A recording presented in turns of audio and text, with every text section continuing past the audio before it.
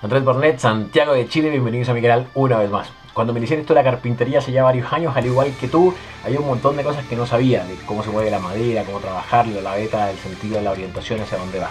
Hace 8 años me fabriqué el banco carpintero Leroy, el que ustedes vieron en el video y el que ayudé a hacer a Jorge Orellana.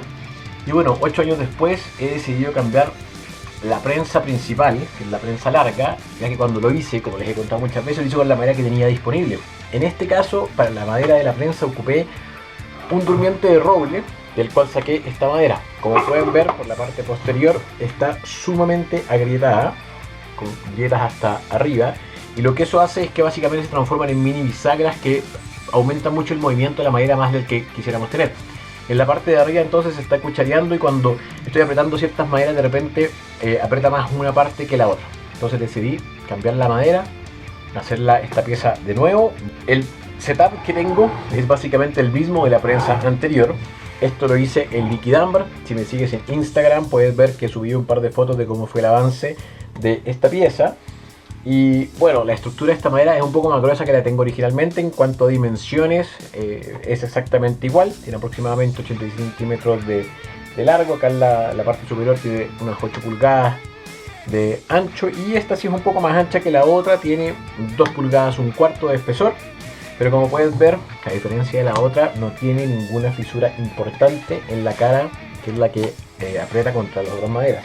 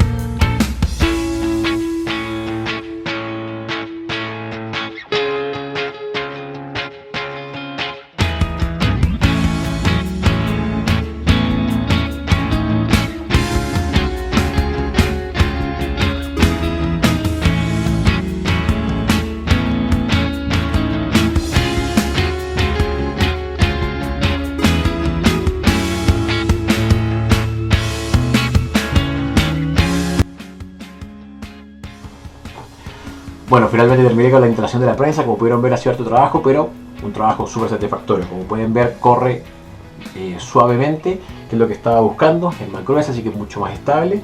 Y lo que voy a seguir haciendo en los próximos días, le voy a dar varias manos más del aceite de etán que ustedes vieron para sellar completamente los poros y que el movimiento de la madera, una vez que se acostumbra a la humedad de mi taller, no sea tan brusco.